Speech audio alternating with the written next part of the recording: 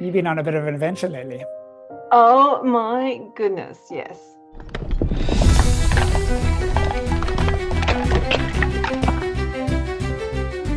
So, yeah, so second time I've run the respite, and I think it's a bit like childbirth. I've never had a child, but apparently it's very painful experience.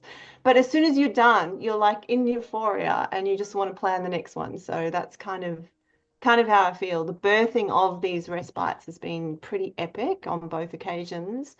I mean, I'm mindful that there are people running amazing respites all over the world, and I'm just like hat off to them because the amount of energy and effort and just all the pieces that have to come together for to create something like that and to be a responsible custodian of healing, which is ultimately my intention.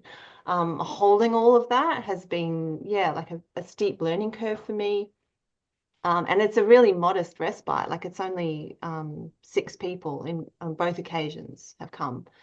So yeah, God knows how it would feel to do, 10, 20 people, I don't know.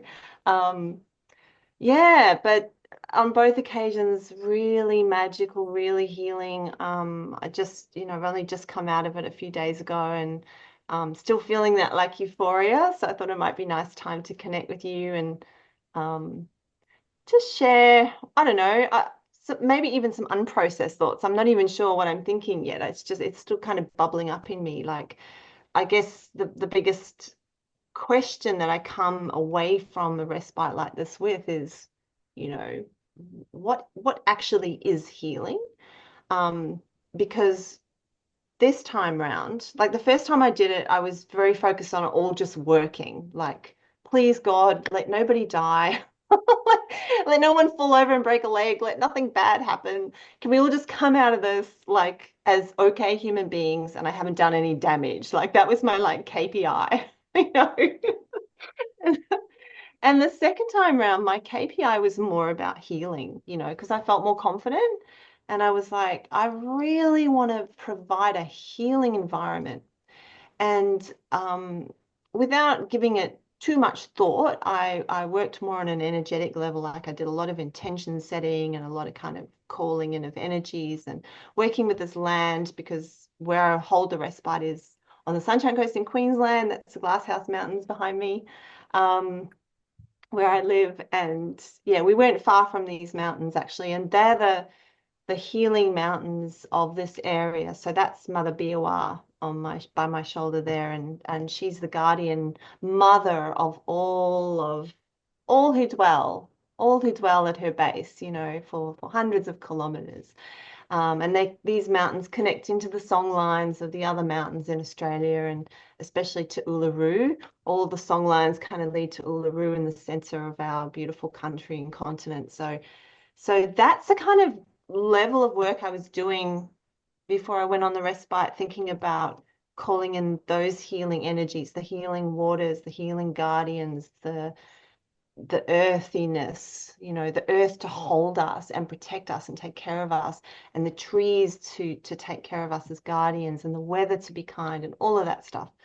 Um, yeah, so that was my intention, I guess, and I'm not sure if I'm if it's successful. I'm gonna do a debrief with all the participants later, but my intuition tells me that there has been some big shifts and um, some jumps into, new timelines for people. And maybe that is what healing is in a sense. It's like jumping from one old version of yourself into another higher, better, more refined, more balanced version of you.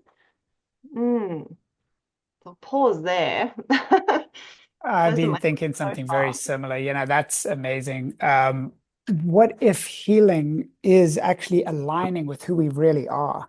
I think in the process of birth, we get Mm. confused. We're born into basically an illusion, what society tells us reality is, and we've forgotten that true self, that eternal self, that heavenly self. And then when we're kids, we still kind of are in touch with it, but then through trying to keep up with the Joneses and all of that, we lose connection with who we really are. And so I think that that leads to this fragmentation, or like the neurodiverse Jim Carrey says, depression is not liking the role that your avatar is playing. Your avatar is not digging this game. And it's like, wait, I'm called for so much more than this. So what if it is like a rebirth of that higher self, that rebirth of that eternal self? And as you're fostering that and facilitating that, it's actually just a person stepping back into who they were created to be. And yeah, it's messy. It's just like birth is messy. But this whole world might be like womb 2.0. When we were in the womb, it felt like this was our world. Ah, okay, this is what we got right now. And the best, adaptation there is to curl up into a ball. And we thought, okay, I'm just going to be the smallest ball that I can. But Yeah. then our world starts to cave in on us. Everything we relied on, the food source, all of that starts to push us out, and it's super uncomfortable. We travel through a tunnel of light. See, this is like a near-death experience as the body starts to push us out. And then we're born into this whole new dimension, and we can see the faces of the voices we've only heard through the veil, through the covering of the womb. And we're born into a place where you're not supposed to be restricted. Actually, you're supposed to expand. And so, Yeah. although it's scary, I think that when you're facilitating these kinds of things, there's something larger, a new kind of life that's aligning us with who we're called to be. I like your definition of healing there. Mm. Yeah, thanks for that. And also that you brought up birthing, and because what we were exploring a lot in honor of the year of the snake, the wood snake in the Chinese calendar, and also the numerology of the nine that we're in this year, 2025, adding up to nine. So we're talking about completion. So we're talking about deaths and rebirths, and planetary wise as well. We've got the outer planets all changing signs this year.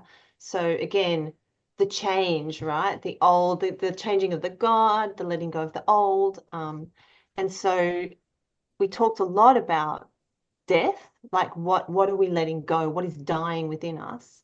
And then what are we being reborn into, like you said, that rebirth. Um, yeah, so perhaps that is what healing is. It's like just an allowing of things to pass away and an allowing of something new to emerge, and then trusting that if we actually surrender to that process, like really deeply surrender on mind, body, spirit level, it's going to automatically bring us into that alignment that you talk about. Yeah. So it's like letting go of certain things, but not others. So it's letting go of the false and stepping more and more into the truth. And how Mm. do we, it's like, well, what do we let go of? Do we let go of our sanity? Or maybe sometimes. Do we let go of our family? I don't know. Do we let it? And so maybe Yeah. like discernment about what's real and what's not real is one of the primary little medicines. If we could package that in a little bottle and, and give out discernment, how do we separate the true from the false? I think that would be a gift right there. Yeah, for sure. The thing that comes to mind, the one of the healing maps that I show people that helps with discernment is, I haven't really got a name for this. I need some catchy name for it, but it's Let's do it. Come basically, on. well, it's the ascension descension toroidal field. Like that's how I see That's a it right catchy now. name. Yeah, that's a bit sort of technical. I don't know. But basically, what it is imagining your being as a kind of a column with four different realms. It's so simplified because everything is interconnected, right? But it's Yeah. just a simple way of showing it. You've got the lower realm, the physical realm. Hmm. You've got the emotional realm, the mental realm, and the spiritual realm. And they also correspond to the elements. So we need to be balanced in all of these realms. In order to cultivate discernment. So, for example, if you were having a lot of mental realm activity, if that was your default, which a lot of us it is, because that's how we get trained and we're kind of like oversaturated with information and we're thinking too much, right? So, if that's your default, in order to balance it, you want to start to feel your emotions more somatically in the body, honor those emotions. Maybe you're cut off from spirit. Maybe you're one of these people that just is, you'd kind of go through life really robotically and automatically, and you've forgotten how to access your spirit intuition. So wherever it is for the person, there's going to be some balancing that needs to be done. And I think when you get those things in balance, and only you know what that feels like, right? But you can feel it. Yeah. That's when discernment is kind of natural, like it's a natural byproduct of balance.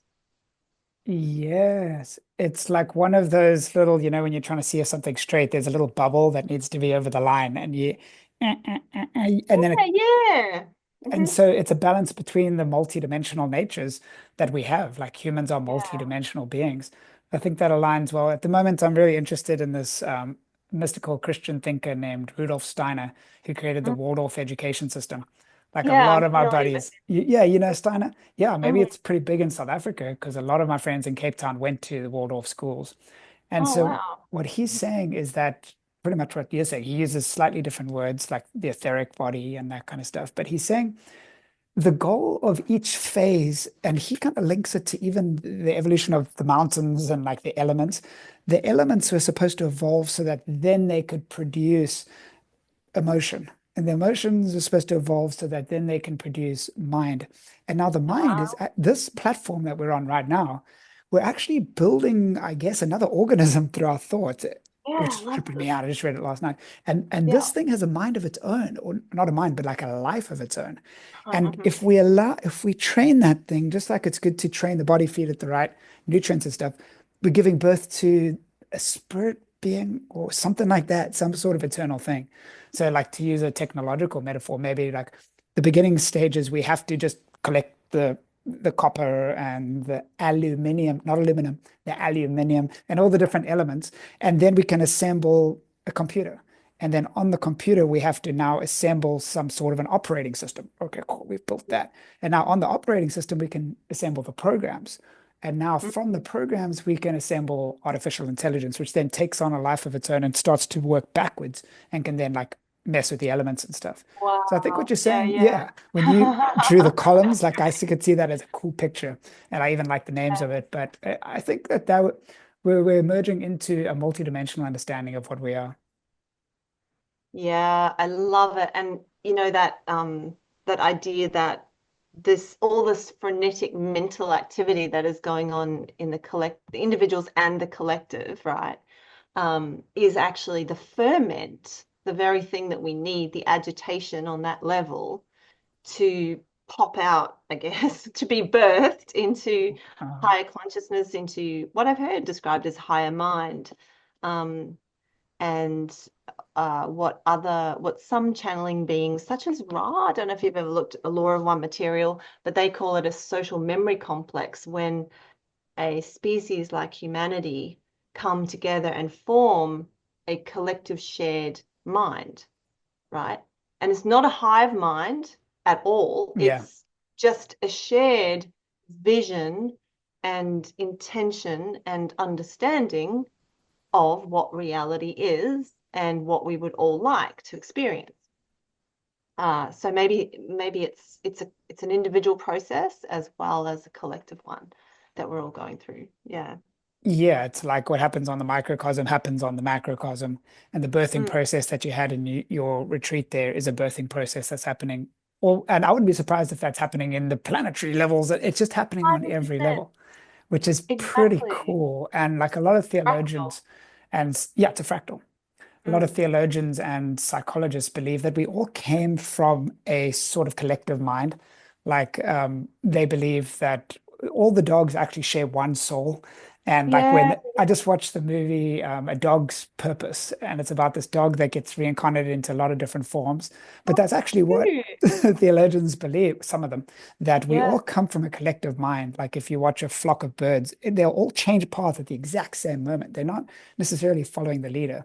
Mm, And then mm, mm. we're on this journey of individuality. What happened with humans is we realized duality, maybe through eating literally or metaphorically the fruit of the knowledge of good and evil in the Garden of Eden. Yeah.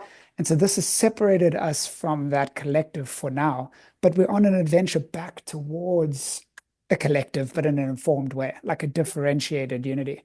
And I can see this, like just this morning, I was at a council meeting and I was going there, like I had a particular thing that I wanted to bring up, and two of them brought it up before I did. It's like, oh, dude, like we're all seeing the same sort of thing.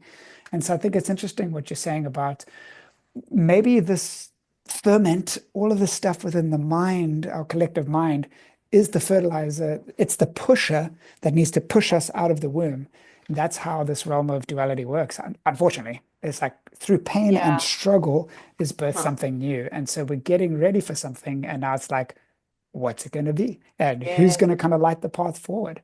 Yes, yes, yes. And if I can add something to that too, like one thing I've noticed on an individual level is when people have a ferment going on in the mind and they're pushing themselves up towards what they perceive to be healing or enlightenment or ascension or ecstasy or bliss or nirvana or whatever word you want to give it, right? They're trying to go kind of up, but I believe, and this is why I call this the ascension descension toroidal field, because we have to go down as well.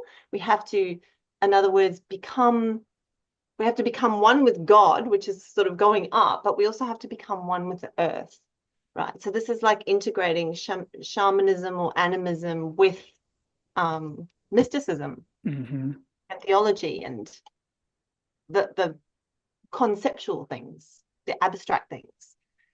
How So it's cool it's is like that? marrying all of these things together so that we stay balanced. Because if we are too imbalanced collectively in our mental consciousness, we're going to create imbalance in the spiritual as well. We're going to fall into traps of superiority and God complexes and fantasy and distortion and collective psychosis, right? So we Yeah. need to anchor our energy and our focus and our attention in the physical as well. Wow. It's really good. It's like, yeah, if you think that a tree can only grow as high as its roots go down, it's like a Yeah, mirror image of beautiful each other. metaphor. It needs to be grounded. And it makes me think of Perfect. Genesis. So, like in the Garden of Eden, we, we were in bliss, but we didn't have the character. We hadn't chosen good yet. It was just kind of decided for us. And so we couldn't maybe handle becoming like God. And so when we decided to go really high up, if a tree has too much weight at the top, it's just going to Yeah. topple. And so even though Yeah. we are spirit breathed into the mud, we're walking, talking flesh, we had to Mm. descend into a deeper level to be able to heal, to be able to make the decision for ourselves, this kind of virtual reality world that we call life.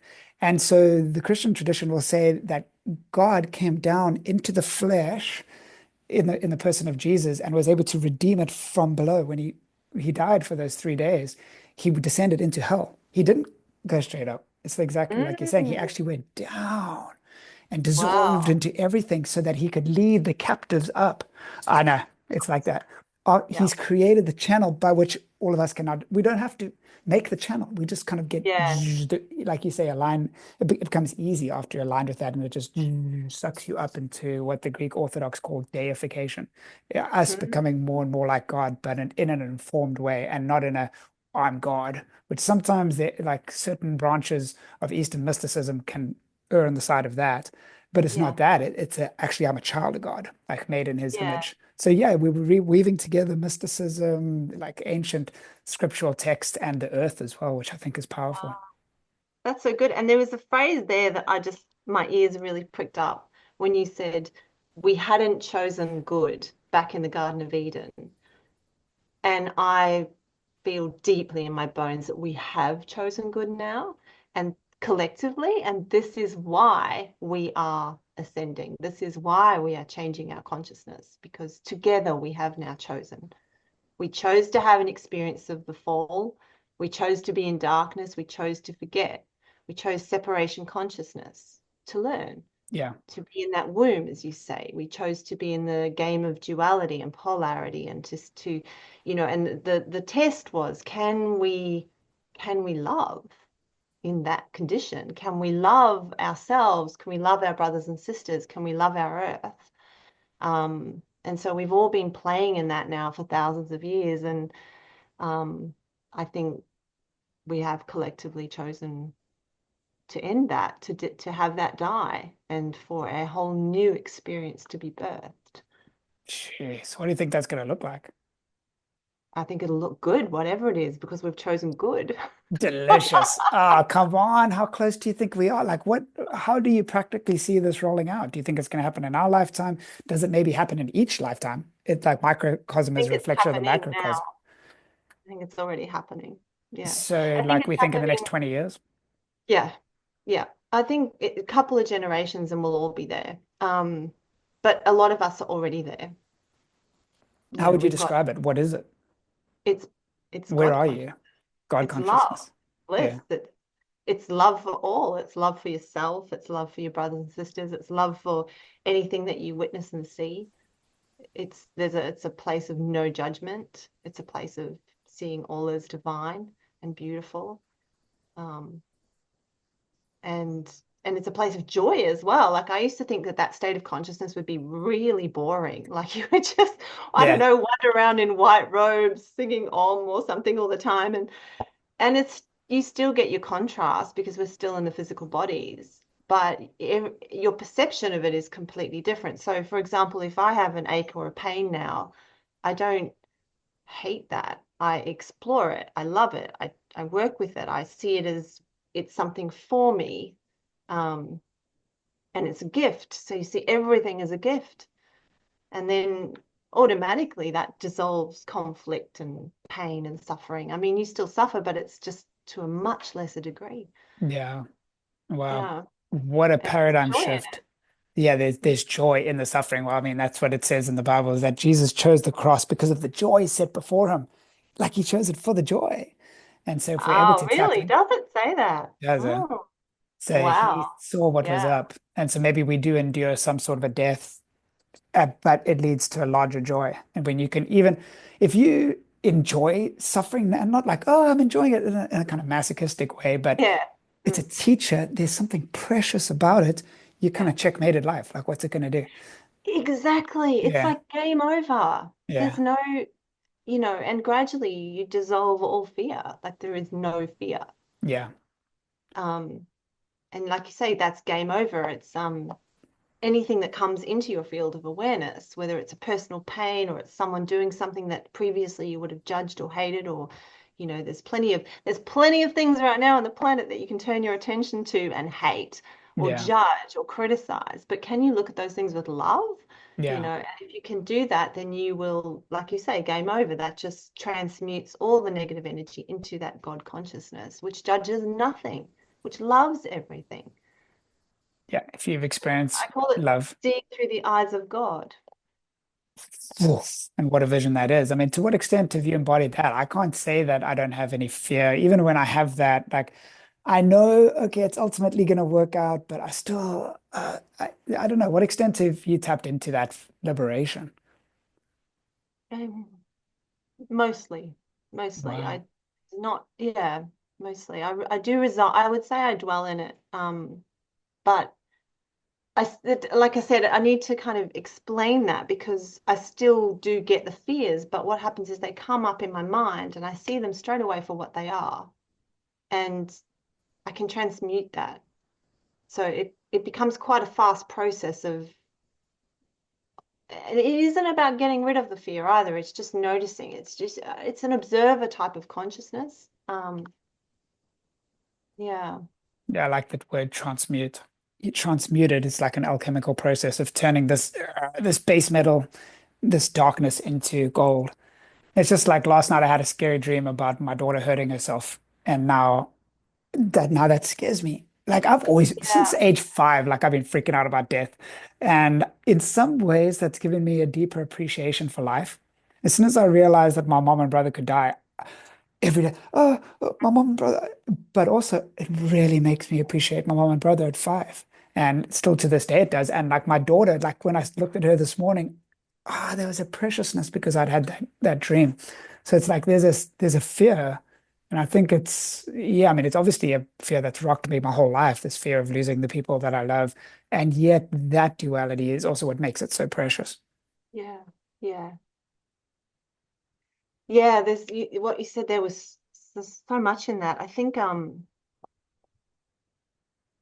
like your everybody's fears are so unique to them, and in order to transmute them into love, you must face them, right? Yeah.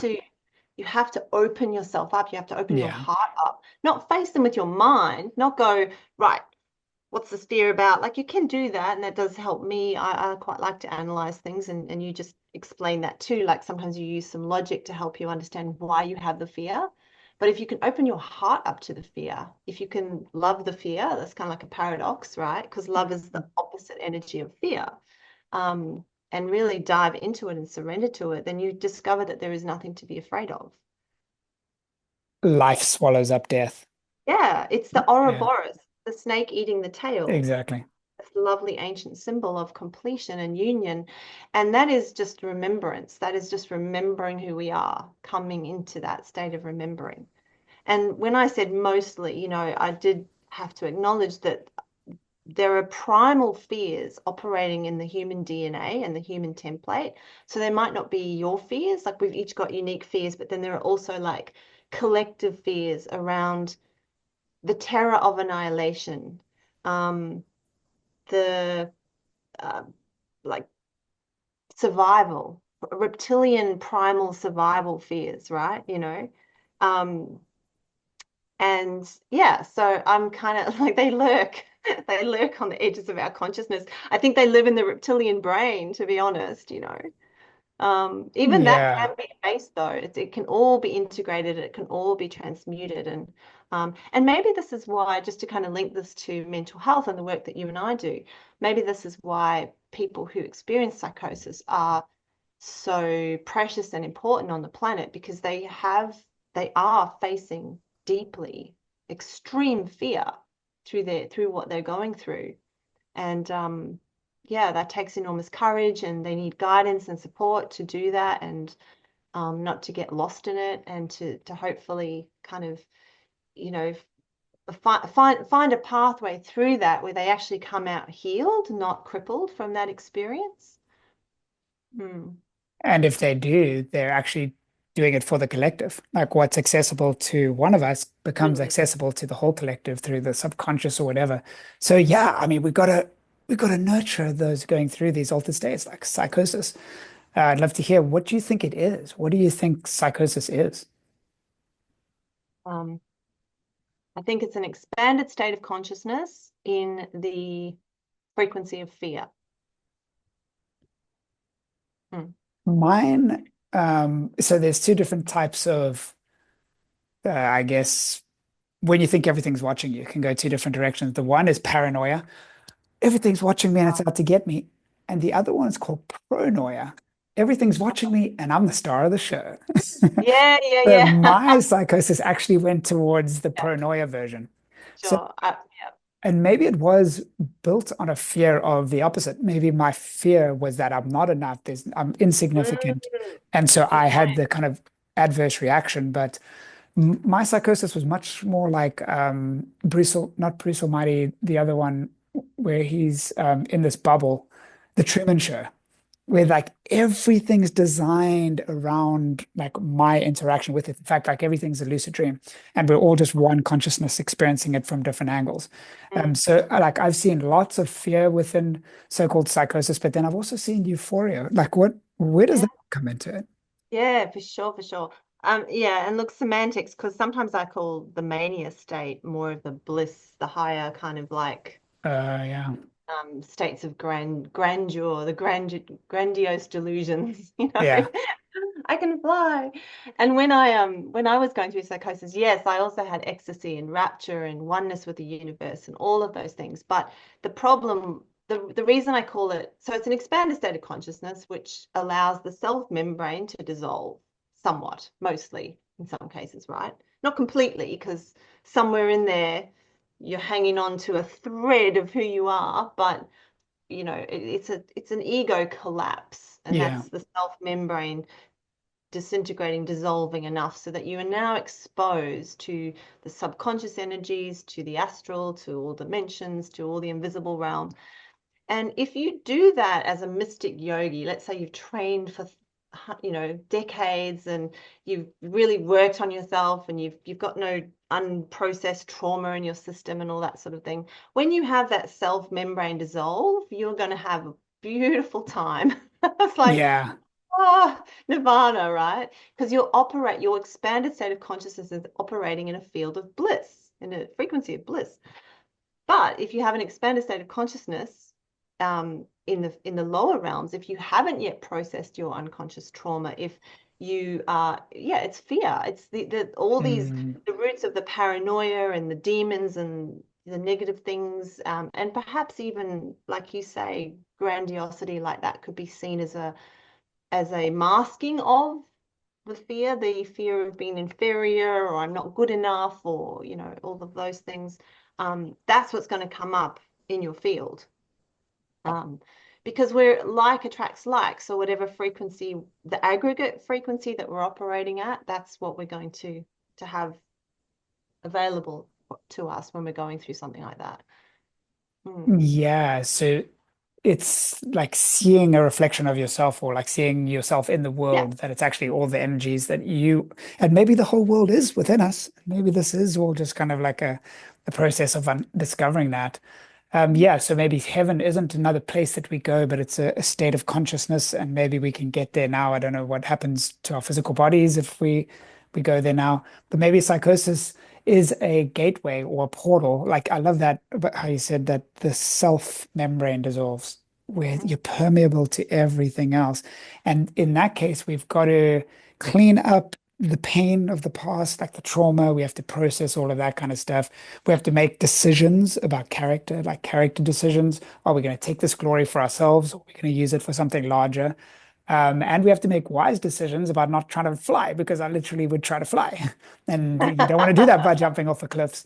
So do you Yeah. think, do we train people? Do we teach people? Do we bring this to mental health programs? How can we Yeah. transform, if this is such a unique opportunity to experience people in so-called psychosis? What do we do about that? How do we transform the field? Well, with your work you do, Josh, is fantastic, and the work I'm trying to do in my humble way as well. Like it's we're I guess we're sharing information, aren't we? We're giving people options so that they can view what they're going through, um, as a potential healing portal, to use your Yeah. word. It's great. And it can be a portal, even if it's drug induced. I have lots of people saying, oh, but mine's drug induced, so does it count? Like, yes, it does. It's this consciousness. So, and the analogy of a dream is a good one too, because you talked about the your experience reflecting what's inside you. Well, most people can understand at an intuitive level that their dreams are reflecting what's inside of them. Yeah. So we're just stepping into a kind of a waking dream when we have these experiences, and absolutely everything is significant. And it Yeah. won't be all just fear. Like you said, it'll be like this pastiche that's really unique to you. Um, and so maybe the healing work for like people like us, and what we need to do for those people who are going through it, is to help them decode Yeah. what they're seeing, because it's all got relevance, it's all got symbolism, unique messages for them to understand and process. And yeah. So do you have like a sort of dictionary of what these things mean? Do you have like a kind of, that thing, is it the Rosetta Stone that can turn this language into that language? How do we decode what it means? Because I could easily create a GPT with that, where people just talk to the GPT or put in their experience and it decodes it for them. And then they could have access to this information. Like, have you figured out a Wow. system? Oh yeah, it's actually really not that hard. So with the Yeah. age of AI, as we're giving birth to this other thing, it's gonna more and more quickly, I think, resolve some of these issues and create new ones. But do you have a framework that really gives reliable answers, or is it so unique to each person that they would have to build it themselves? No, I think it's both. It's definitely collective and individual. So much like if you were to consult a dream dictionary or a symbols Right. dictionary. I saw one of my favorite books is a massive, big, thick penguin guide to symbols or something, and I got it years and years ago. And the writing is so thick and the writing is so fine. I have to use magnifying glass to read the bloody thing, but it's dense. Like it's Wow. looking at ancient symbols and what they can mean, and things like the cross, or like when I was going through my psychosis, at the time I wasn't actually a believer in God, but I had so much God things come up. I had Yeah. crucifixions and like, yeah, like it was all about God. Yeah. So I then had to go and decode it and look closely at some of those symbols, and some of them were personal and some of them were collective. So I'd say it's a bit of both. I mean, you could say like a black dog in dreams, for example, hunting you usually means a bad thing. But if you as an individual had a black dog when you were a little kid, that's gonna change the symbolism for you. So there'll be like personal overlays that Right. will have to be taken into account. Yeah, Yeah. it's like, I don't know, it was Winston Churchill or someone in England had depression as a black dog who followed him around, and now they have this series of commercials in the UK, the black dog, the black dog. But if you love black dogs, you're like, oh, buddy. And I wonder if you did actually turn and face the depression and play with the depression, if that could dissolve the black dog. Yeah. Yeah, I think it's a fantastic concept, that the black dog for Yeah, depression. Yeah, it's like this definitely. weight that sits on you or something like that. It's quite the experience. What do you find helps people that you work with psychosis? I firstly have to be able to meet them on the conceptual level that they're at. So, like, there's a model that they made us read this book. My very first day of working for this program, they made us read this book. I'm not sick, I don't need help. And in it has the LEAP model. Listen, empathize, agree, and follow. Because it was written by a Oh, psychiatrist who had a brother, and the psychiatrist trying to give the brother meds all the time, and the brother kept pushing across the meds to him and saying, "Hey, you take the meds. Obviously, you need it more than I do, man. I'm not sick. I don't need help." And he'd get up and leave. And so oh, I think the LEAP model helps a lot. So that's listening, empathizing, agreeing, and partnering, listening to their conceptual system. And in order to be able to recognize it, we've got to have a little collection of conceptual systems ourselves. Is this mm, person talking from a shamanic lens? Are they talking through quantum physics? Are they using movies as metaphor? Are they mhm, talking through a spiritual lens? And then which kind, etc. So you got to have like this little collection of conceptual systems to listen, agree with the parts where you can, come alongside them. You're not there to refute right then. There can come a point where actually we should correct their worldview, or at least mm, allow them to correct it themselves. So mm, agree where you can. A, listen, empathize, agree, and then partners. P, come alongside them in their own goals. What is it that you want to do? Because if it's really coming from that place that we're describing of this true self, I do think the true self is trying to break through.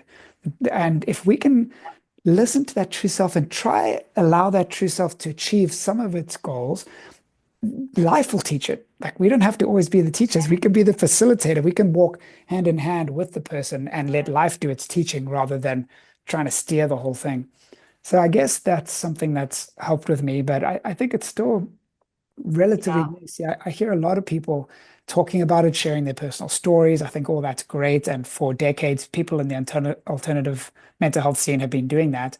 And I would love to see some actual tangible technology programs, gatherings, maybe like your retreats and your respites, new frameworks like even mental technologies, ways to access things.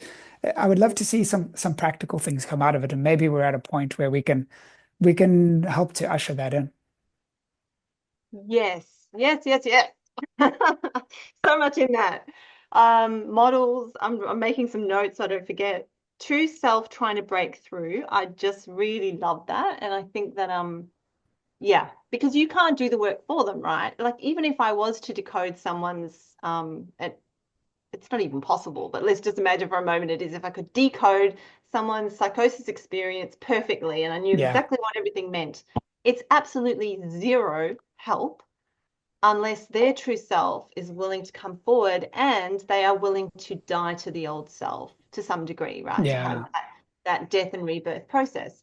And it doesn't have to be sudden, but mini, what they call mini deaths yeah, that happen in life, letting go of enough so we can be reborn and grow.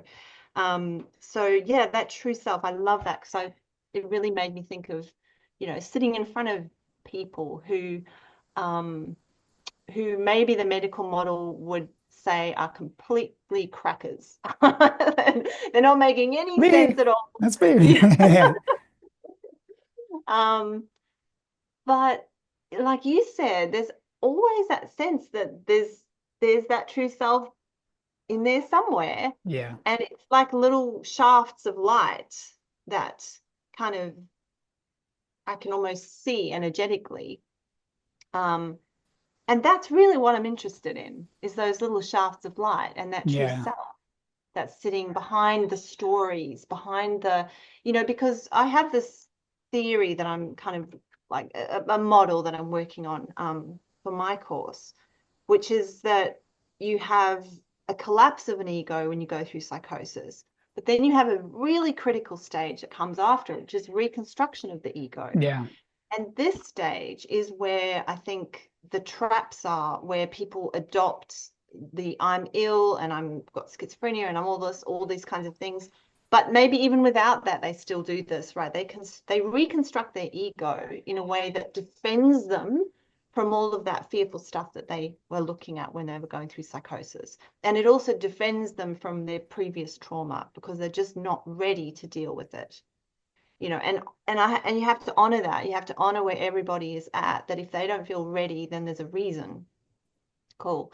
But these reconstructed egos can be really dysfunctional, like full of really odd beliefs that clearly don't align with truth, like you say, lacking discernment, or are not serving them because they're so crippled in their life, they can't be independent, or they can't have a romance, or they can't make money or live their dreams or do whatever they want to do. So at some point that reconstructed ego is yeah, is it gets so dysfunctional and uncomfortable to live in it, and I guess that's the kind of person I like to see, because that's when I can help somebody, Yeah. right? Yeah. They're now uncomfortable and they want to change.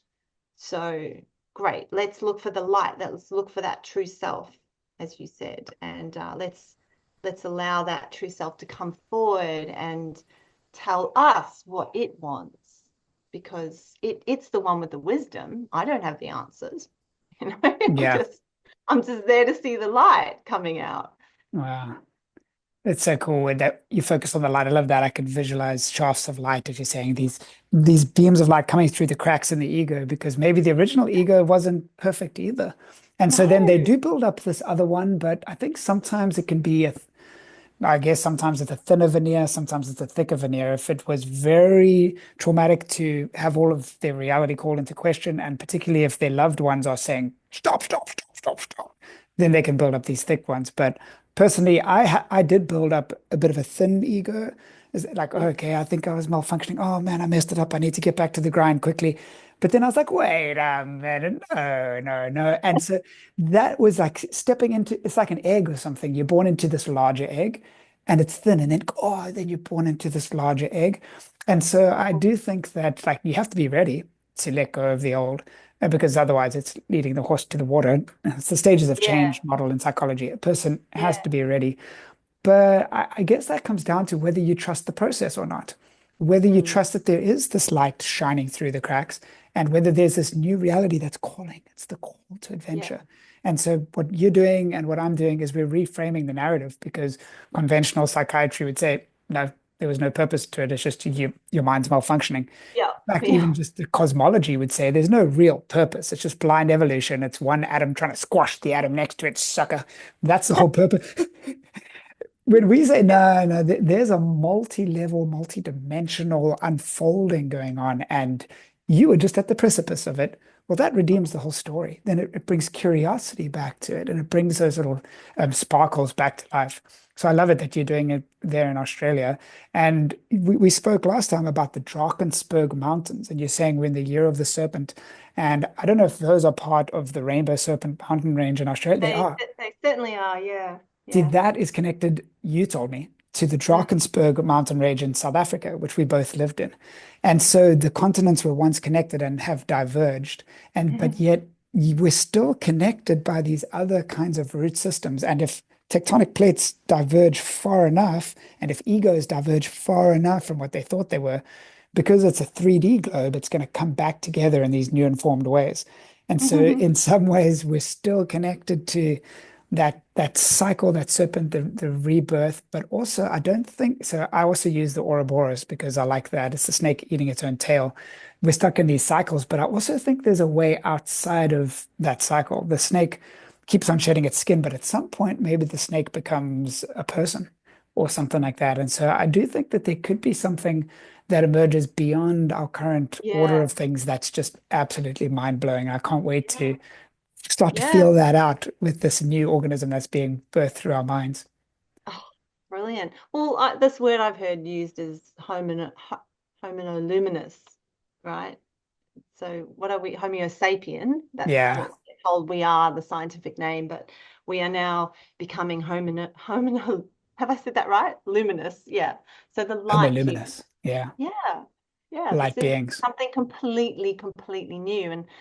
And that's where I don't feel anybody can actually like predict the future in detail right now because what is coming is going to look so far different from anything we've experienced. Um, so yeah, so yeah, it's more about an energy. It's more just like feeling into the possibilities of being at peace and the possibilities of living harmoniously on this planet together in joy, and really embodying that. And if each of us can just hold that energy, do our own work, heal our own stuff, and then sit in that energy, then you know, we will get there together.